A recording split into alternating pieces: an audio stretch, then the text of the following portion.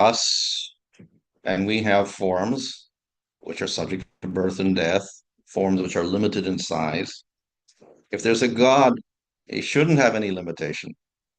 So immediately we say God has a form, God's got a limitation. That's what, from logical point of view, material world logic.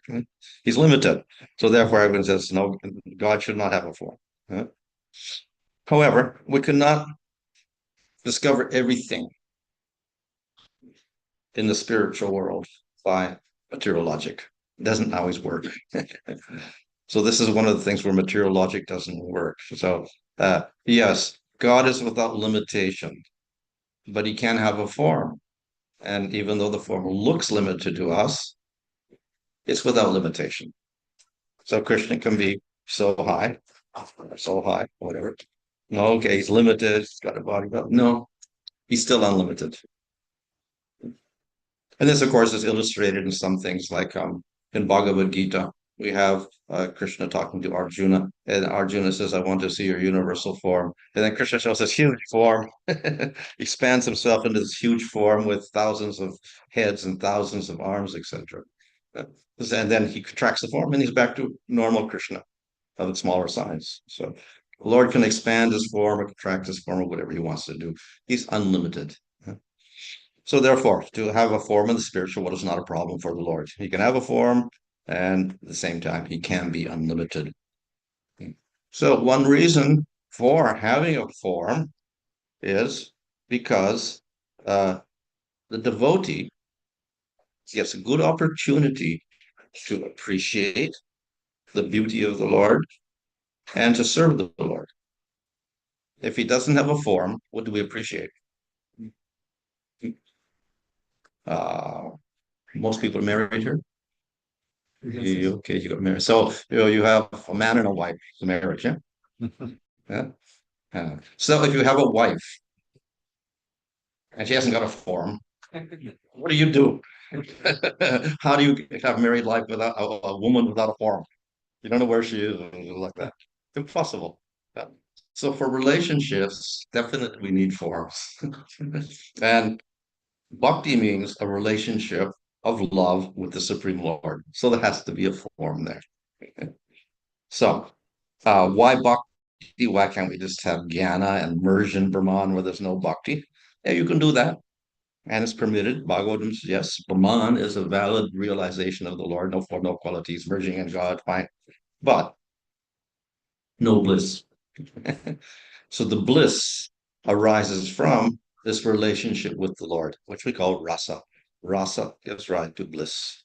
With there's Brahman, there's no form, no rasa. When we have a form, beautiful form of the Lord, we appreciate, we serve, then we get rasa and we experience bliss. So this is one reason from our point of view why the Lord takes all sorts of forms for giving bliss to various devotees. So because jivas are by nature not one, Lord is one with many forms. Jivas are many, infinite number of jivas. By definition, they are conscious like the Lord. They have qualities. They can know, they can perceive, they can experience. And they have their own individual identity, I. So they can prefer, as individuals, to like different aspects of the Lord. So some people like Ramchandra, some people like Krishna, some people like Vishnu, some people like Nrsimhadev. Well, the jiva is free to have his preferences. So you're not limited. You have to worship this form of God. No, you can choose. So there's a little bit of freedom for the jiva and God having many forms. Yeah. So this is discussed by our acharyas, by Rupa Goswami especially in Lagu Bhagavatamrita. He discusses that the Lord had one Lord as supreme, nobody above him, but he can have many forms. But nevertheless, we can grade the forms. Of course, we can't say one God is better than the other, no. But God will manifest different amounts of qualities in the different forms. Yeah? Just as the moon manifests on Purnima, full light. The day before, a little bit less a little bit less. One moon, but different amounts of light on different days. So one Lord takes different forms, manifests different amounts of qualities in different forms. So we can start with like 20% qualities or 50% qualities or 80% qualities or 90% qualities, 95% qualities. Then we can start uh, looking at the pastimes and qualities and activities of the different avatars, etc. And we start grading them accordingly. And this is done very systematic for Rupa Goswami. And who's at the top? Krishna. Of course, in Nectar Devotion, if we study that, then you'll understand that jivas can manifest 50 qualities in a little bit. Of course, Lord can manifest those 50 qualities much more. Shiva manifests 55 qualities. Vishnu manifests 60 qualities, five more than Shiva. So therefore, we put them in a separate category. And of course, Vishnu forms and avatar forms are there. And then Krishna manifests four extra qualities, 64 qualities in total. So that's why we put him on the top, because the manifestation of qualities is more than the others. Of course, we can argue about what's so good about numbers of qualities, some maybe have 60 qualities, maybe better than the 64 qualities. In one sense, we can choose any form of the Lord, 60 qualities, and it's bona fide. We don't disrespect you for worshiping Lord with 60 qualities rather than Krishna with 64 qualities. But the speciality of these four qualities is with Krishna is that it allows the devotee to have a more intense relationship and more intimate relationship with the Lord. That's what it does. And then consequently, the bliss is a little bit, they probably call it Madhurya or very sweet. So that's the difference with Krishna. Of course, some people may not prefer the sweetness, they may want something else. Just as some people prefer mango juice, other people like sugarcane juice, other people like grape juice, other people like jackfruit juice or whatever. So you're free. But nevertheless, if we take a big vote, and probably mango juice gets all the maybe 90% of the votes or something. So we have a freedom to choose, but nevertheless, objectively, Rupa Goswami puts Krishna at the top. But then he has another category, uh, who are also called Purna or full avatar. And in that category, besides Krishna, we have Ramchandra and Nrsimhadev. So these three manifest significantly more powers and whatever than qualities than the others. But of course, Krishna has the 64 four extra qualities. So Ramchandra actually is right next to Krishna. In the Brihad Bhagavatamrita, written by Sanatana Goswami, there's a story of a cowherd boy from Vrindavan who gets a Krishna mantra. And then with that Krishna mantra, he chants the Krishna mantra, and he goes to Svargaloka and Maharloka, Janaloka, Tapaloka, Brahmaloka, Shivaloka, Vaikuntha. He goes all different places eventually. And after, he's still not really satisfied because he wants to see Krishna. But after Vishnu Loka, Vaikuntha, he goes to Ramaloka. And there he meets Ramchandra. After that, then he gets to Krishna. So Ramchandra is there, and the next to that is realization of Krishna. So therefore, Ramchandra is also very popular. We see throughout India, many people are worshiping Ramchandra around the world. And in fact, we see that the Ramayana has spread all over India. It's gone into China. And even in China, we have stories of the Monkey King, that's Hanuman. And of course, it's in Thailand, all over the King's Palace. And all there's Ramayana stories depicted in green color. And of course, in Indonesia also, Southeast Asia, all the story of Ramayana is very, very well known.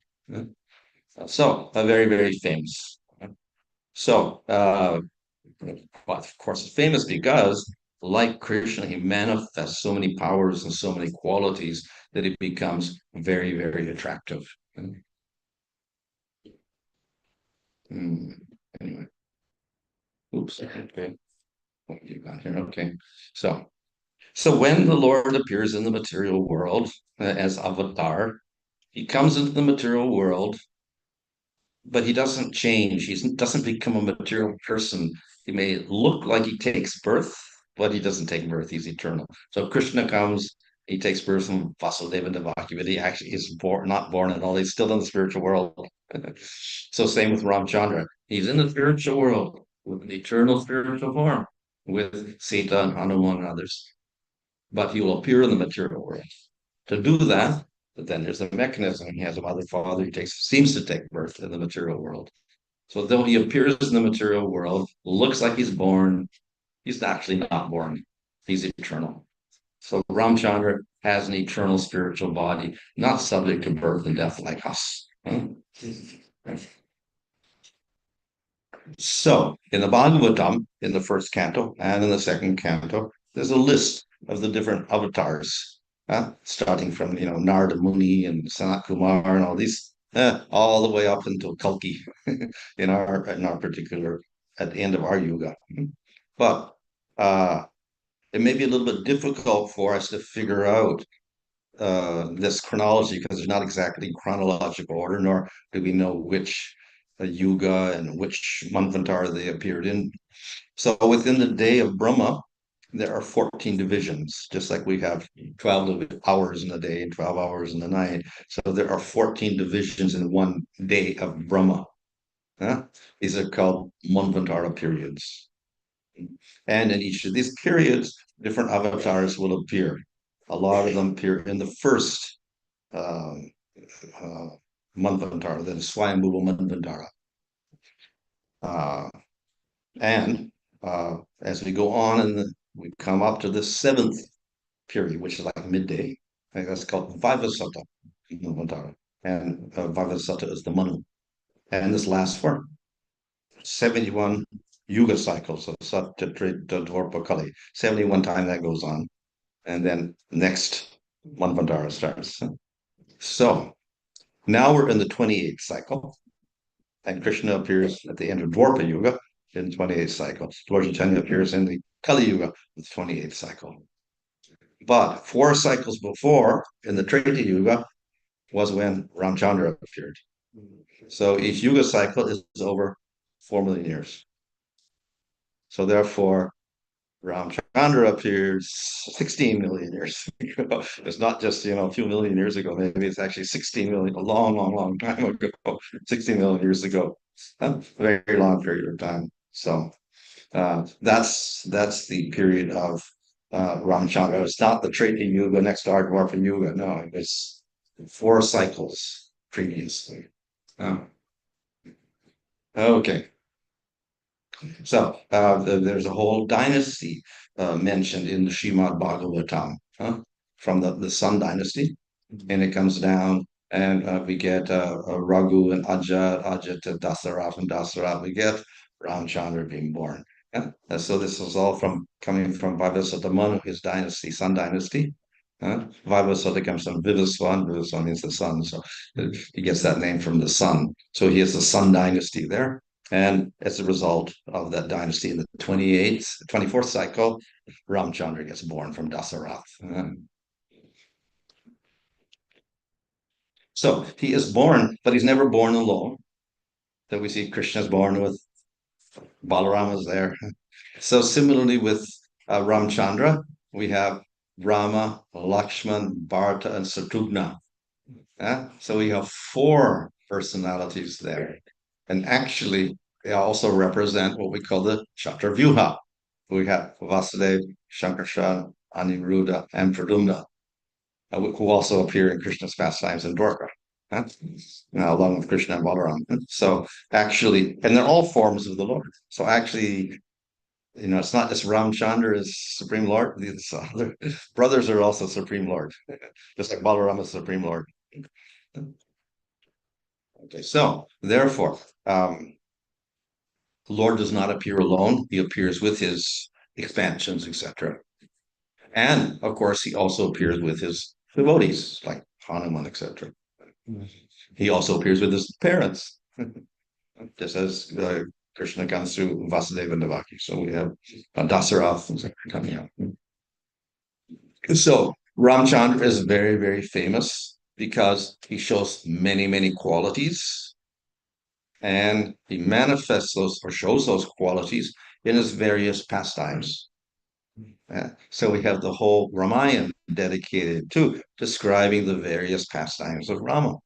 Uh, some avatars we don't get big books like that.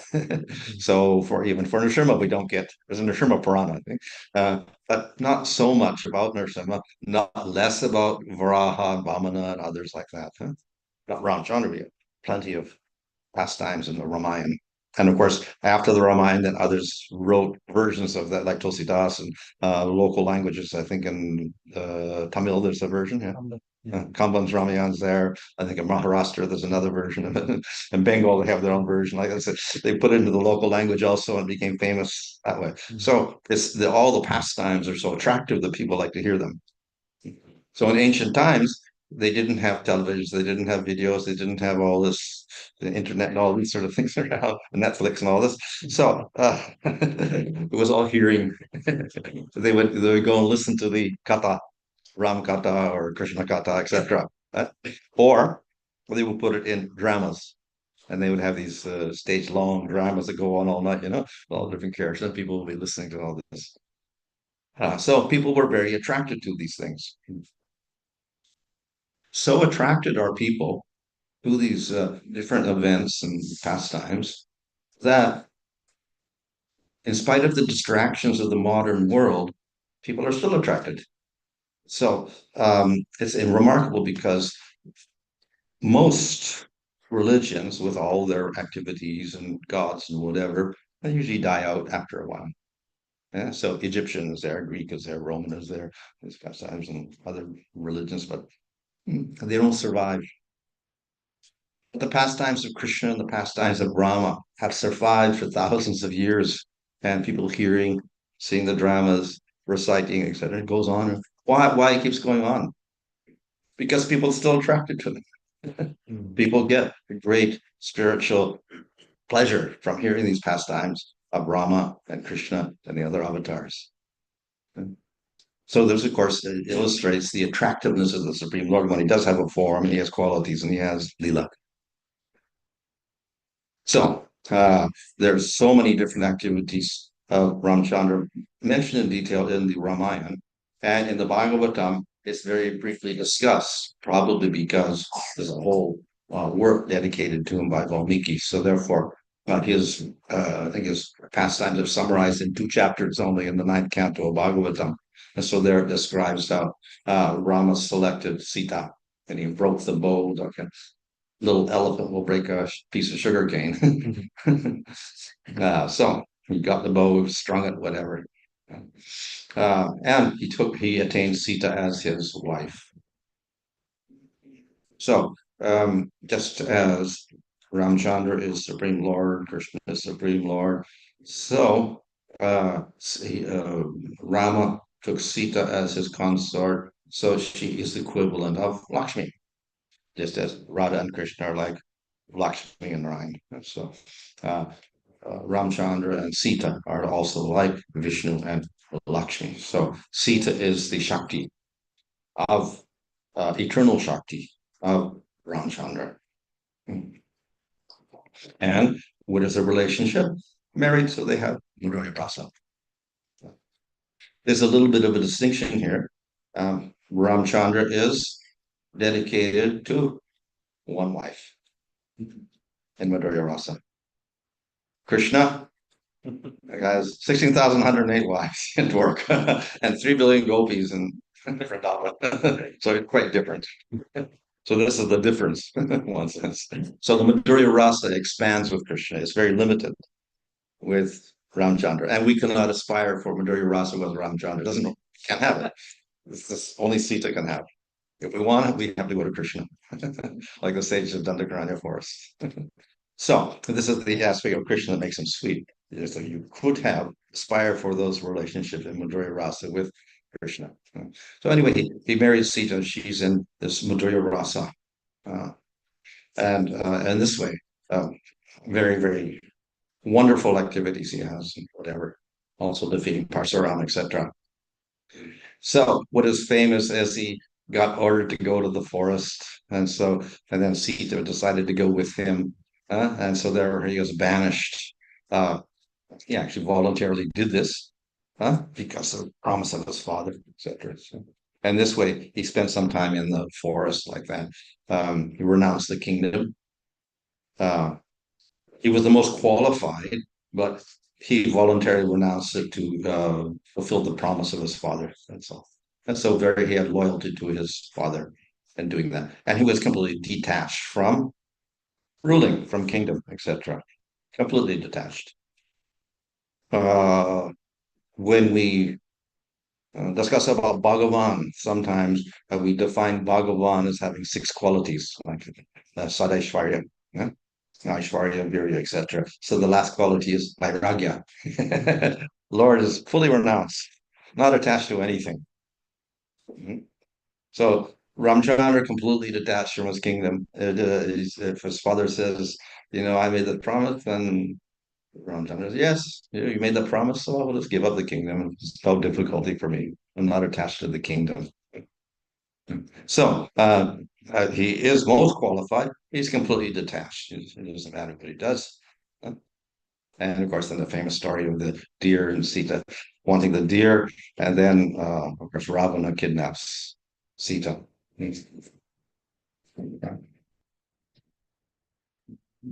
Okay, so anyway,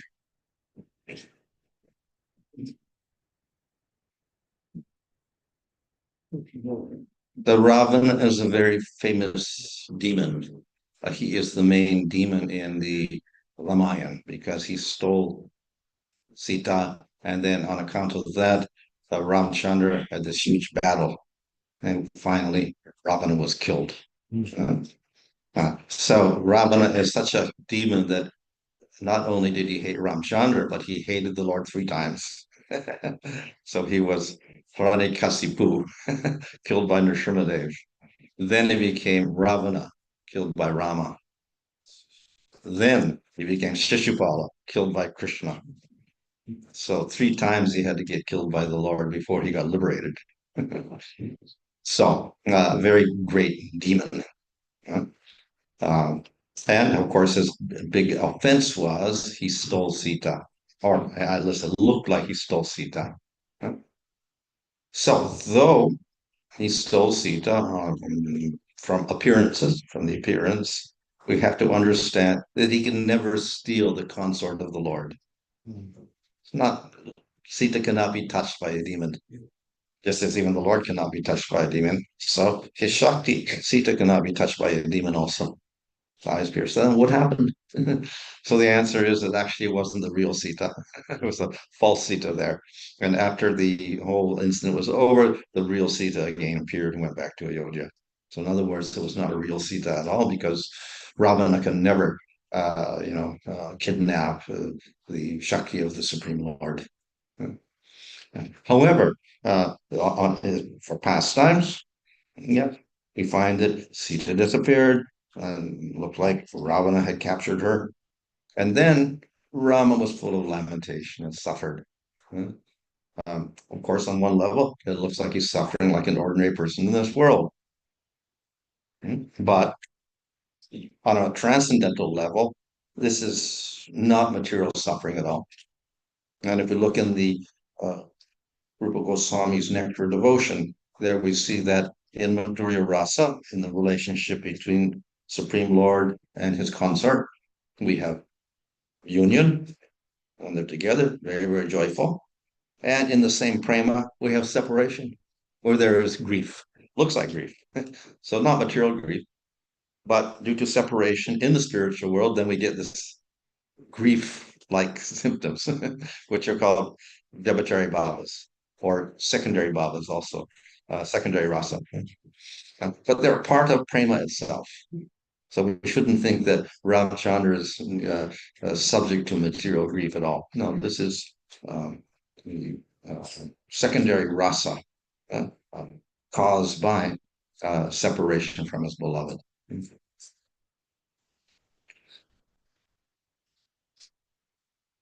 So, of course, after that, after the kidnapping of Sita, and then, of course, there were many adventures of Ramchandra and various portions, and eventually with the monkeys, whatever. And then finally, he went to the ocean, and then the monkeys built the bridge, very, very famous pastime there. Building the ocean, building the bridge over the ocean. So, famous pastime summarized in Srimad Bhagavatam also. So, the monkeys and Hanuman, of course, were great assistants to the Supreme Lord. And Hanuman is considered to be the say topmost, one of the topmost devotees uh, in the Brihad Bhagavatamrita again, when Gopal Kumar, is investigating who's a great devotee. So one of the suggestions is you go to see Hanuman, he's the greatest devotee. So very, very famous as a devotee. Of course, we have other devotees like Prahlad, etc. But Hanuman, very, very dedicated devotee, dedicated fully to Ramchandra. So his mood is dasya, being a servant. And for Ramchandra, dasya is the main rasa that the devotees can aspire for. We cannot aspire for sakya or madhurya or even vatsalya, not available in Rama's pastimes. So all we can aspire for is dasya. So therefore, many devotees, they worship Hanuman because he's a devotee and they can follow after Hanuman and serve Rama. So very, very popular. And so even we have temples dedicated solely to Hanuman. It's not a problem. He's not Supreme Lord. He's only a devotee of the Lord. But we can also worship the devotees, not with the understanding they're not Supreme Lord. So Hanuman, very, very great devotee. And this pastime of the monkeys building the bridge, etc., is also very, very famous. Okay. So Hanuman actually went first. He's so enthusiastic, he jumped over the whole place, didn't bother going the bridge, and he started burning down Sri Lanka. Also, so he's very, very famous for his, courage and whatever. So he was able to accomplish a lot in the service of Ramchandra. So eventually, Ramchandra arrived, and then there was this battle between Ravana and Ramchandra, and it's all described in detail in the Ramayana, etc. Ravana's special qualities, he has 10 heads. So he's a little bit difficult to battle with because he has eyes everywhere, etc. But anyway, in spite of all his powers, Ramchandra is Supreme Lord. So it's not really difficult for him to annihilate him. Just as Krishna annihilated so many demons like Salva and Dantavakra and Paundrak and so many demons, he doesn't have to actually take effort to do this.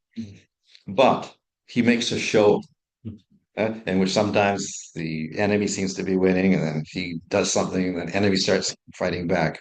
So this is more or less a show uh, in order to, of course, demonstrate his own prowess and skill in fighting.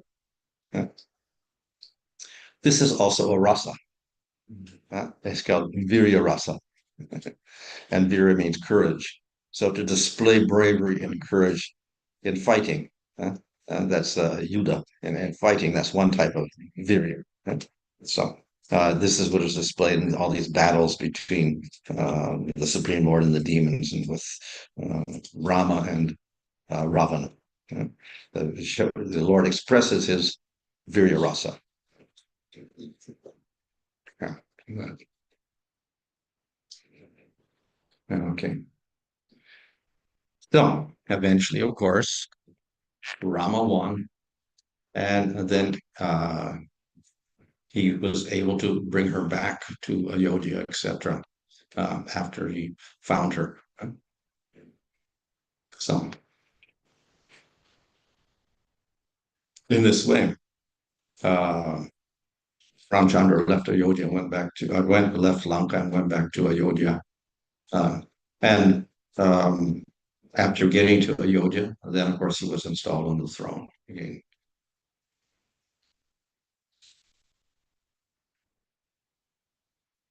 So in the absence of Ramchandra, Bharat was proposed to rule, but he didn't want to rule, so he didn't, stay there because he was also acting as a servant of Ramchandra.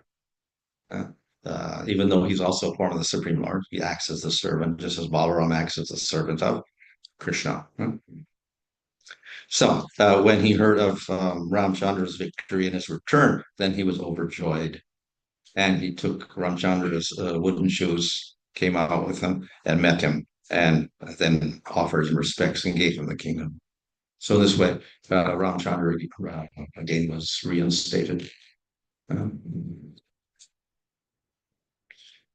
Okay, so in this way, we get kind of a happy ending to the story. Of course, then we have this whole problem that Sita got banished again, and then she went off, and then she disappeared in the earth, etc. Looks like a tragedy or whatever. So this is also some sort of pastime uh, by which Ramchandra illustrates his detachment and also his willingness to follow Dharma. And if there's any criticism, then he's willing to, do something about that. So this is one aspect of Ramchandra in his avatar. He's acting as an ideal king, and an ideal king has to follow Dharma properly. So if people criticize, then he has to accept the criticism and do something about it. So therefore, he had to act in this way because of that. So he's acting only according to Dharma. Hmm. At the same time, it shows his complete detachment from everything in the material world. Again, it's just a pastime, and ultimately, Sita and Ram are eternally situated in the spiritual world, so they don't really separate at all.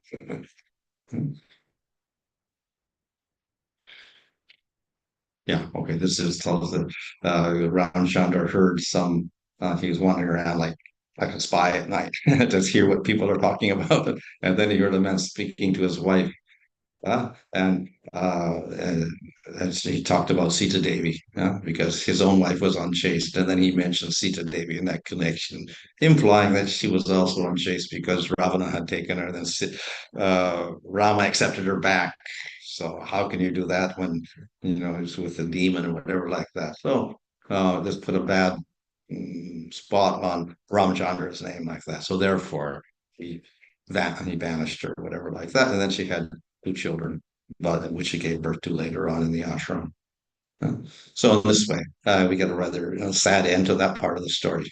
Uh, So she went to Valmiki's hermitage, and then she had two children there, Lava and Kusa. Okay, and then she went and she disappeared into the earth because the earth is also expansion of Lakshmi Devi or Bhu Devi or whatever like that, expansion of the Shakti of the Lord. So then she just merged into the earth.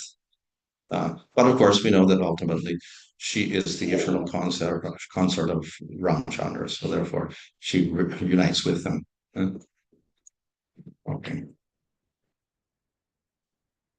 So Ramchandra, after that, ruled for 13,000 years, a very, very long time. Krishna stayed on Earth only 125 years. I think Nrsimhadev stays less time. Varaha and Vamana less time. So, but Ramchandra stayed a long time, and he ruled during this time, 13,000 years. Uh, and during this time, of course, he acted as an ideal king. So Ramchandra is an avatar, um, acts as a king. He has a human-like form, and as a king, he tries to follow Dharma in the best possible way. So this is one of the most remarkable qualities of Ramchandra. He's put, as I said, right next to Krishna as a Purna avatar. Uh, so he acts human-like, and because of this human-like quality, acting according to Dharma, it's also very attractive to people. Huh? If he's acting only as Supreme Lord, then a little bit distant. But because he acts like a human being, um, people can have a slightly intimate relationship with him, even though he's the king. So therefore, there's more intimacy in the relationship with Ramchandra than there is with Vishnu and Vaikuntha. Yeah? So Gopal Kumar in the Bhagavatamrita, he realizes this and he mentions that yes, he looked kind of like Vishnu, same mood kind of, but at the same time there was a little more sweetness, a little more intimacy in the relationship with Ramchandra. Yeah? So therefore he's put in a very exalted position. And for this reason, probably people in India uh, often worship him. He's very, very popular because of his one can establish quite a close relationship with him. The difference with Krishna, of course, is that the relationship we establish is prominently dasya or servitude. With Krishna, we can establish dasya, sakya, vatsalya, or madhurya. So there's more variety. And unlike um, Ramchandra, relationship is even more sweet, more intimate. So that in Vrindavan, nobody sees him as Supreme Lord at all. So everybody is seeing Hanuman is seeing Ramchandra as Supreme Lord, Dasya. But in Vrindavan, nobody sees Krishna as Supreme Lord at all. So that makes the intimacy more stronger, and the Madhurya is much sweeter. So that's the difference between them. Still, some people prefer mango juice, some people prefer sugarcane juice or grape juice or jackfruit juice or whatever. So some people prefer Rama, some people prefer Krishna, some people prefer Nrsimhadev, some people prefer Vishnu. But it's all okay. And it's also mentioned in Brihad Bhagavatam. Yes, even though we have Krishna as supreme, if people worship other forms of the Lord, we don't criticize that. It's because they are forms of the Lord, and they have that taste. Then we respect that taste also. Okay. Hare Krishna. Any question?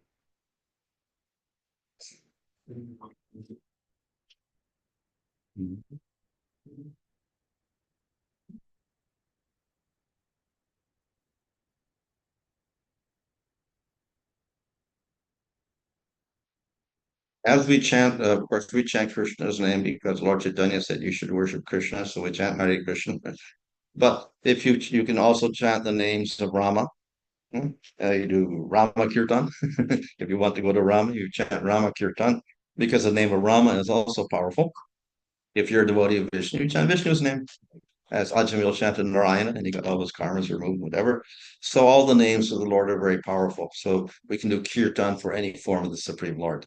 And through that, that's the most effective way of attaining that form of the Lord in the spiritual world. So just as we have kirtan for Krishna, you can have kirtan for Rama or Nrsimhadev or other forms of the Lord, Vishnu's Lord. So the names are all powerful. Mm. When we spoke about chanting the names of God, like for example, there's a specific name for Ram, and Krishna Bhaktas will generally focus on Krishna. And if we consider, for example, Vishnu Sahasranam, so the title says Vishnu Sahasranam, but it was dedicated to Lord Krishna by Bhishmacharya. So even a Ekanta Krishna Bhakta, can he still chant Vishnu Sahasranama, thinking all those names are the attributes of Krishna? Yeah. Yeah. So yes, we have 1,000 names of Vishnu, and there are all sorts of names in there. We have the Gopal Sahasranam. We have, I think, the Nrsimha Sahasranam, the Rama Sahasranam, and in those we'll have all sorts of names which are very common to the Vishnu Sahasranam also. So it looks like Vishnu's names are also there. Even Gopal Sahasranam, so many names are like Vishnu names also. So the many of the names are interchangeable. At the same time, some of the names have, we can say, are more effective than others, even though they all represent the Supreme Lord. Some of the names are called secondary names. They just general names like Paramatma or whatever like that, all pervading one, witness, Sakshi, Jagat Shakshi, all these names, they're just like general things that also apply to Paramatma, basically. So Supreme Cause, like that. Purusha, etc. These very general names. So those are put in a secondary category. The names which more or less can describe the more intimate pastimes as Bhagavan or any Vishnu or Rama, Nrsimha, or Krishna, they're put in primary category as Mukyanam, like that. So they have more power. And even then, we'll have common names perhaps. But those names which are will indicate the more particular pastimes, like Govardhanadari, only for Krishna. You don't Vishnu doesn't get that name. Or Sringa doesn't get that name. So then these are particular names of Krishna. So they have more power in relation to Krishna. Huh? Ultimately, those names which will refer to Krishna will have more power than the names that refer to Rama or the names that refer to Vishnu. So therefore, it says that, but three, what is it? 1,000 names of Vishnu equal one name of Rama, which indicates that Rama's got some more pastimes, more sweetness in his names and whatever. So therefore, more powerful. But then it says three names of Rama equal one name of Krishna. So that Krishna's names, because Krishna is Swayam Bhagavan, and he has these more intimate names, sweet names, like Govardhan, Udari, Shamsundar, Gopal, etc. So those names will have even more power in the sense that we can realize Krishna, who's higher than Rama, who's higher than Vishnu. Huh? But of all the names of Krishna, then Krishna is the supreme name. It includes all the other names. And therefore, Lord Chaitanya will say Krishna's name, Hare Krishna.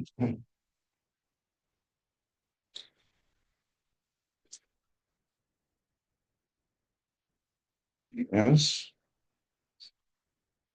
Guruji, how you started your journey, like how you came into this Krishna consciousness? Oh, I heard devotees chanting Hare Krishna on the street in Ginza in Tokyo.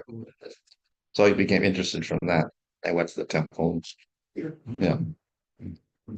Secondly, the name that made you like want to now dedicate your life. Well, I so that started it. So I heard them chanting and whatever. So I went to their small temple and they were chanting there, took prasadam and got some books and stuff like that. So I started attending their classes and stuff like that. And then I met Srila Prabhupada. And then after that, I joined. Didn't you felt bit different, like coming from a different culture into this culture? The first instinct is like, what is this app? Like you come to if I come from a different culture, you see something beautiful, or something that catches you to Mhm. what was that thing that made your inner self to come and to be dedicated? Well, that was chanting Krishna's name. So Nam Sankirtan was the thing which was attractive because it was also different. We'd never heard of anything like that in other cultures doing that, chanting mantras and all that. So very, very different. And it was very, very attractive. So that was it's like a practical way of advancing spiritually, which was very easy.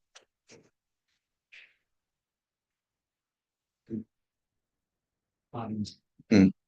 I've seen on Facebook Japanese people they worship Shankar Bhagwan, Sri Bhagwan, and Hanuman and Durga Mata in different forms in Japan. Is it true?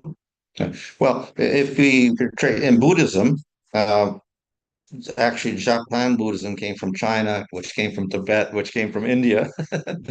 So we'll find in all of these different countries in the Buddhist iconography and then the different things they'll have Indra and Vishnu, Ganesh, all these forms that get a little distorted because they couldn't quite figure out what an elephant looked like. So Ganesh gets all crumpled up and whatever like that.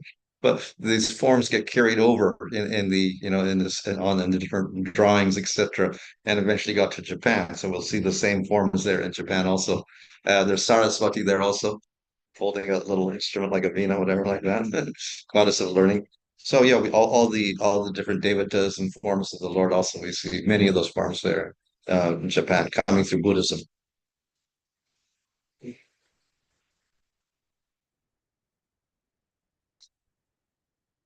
Okay, well, okay. Hare Krishna.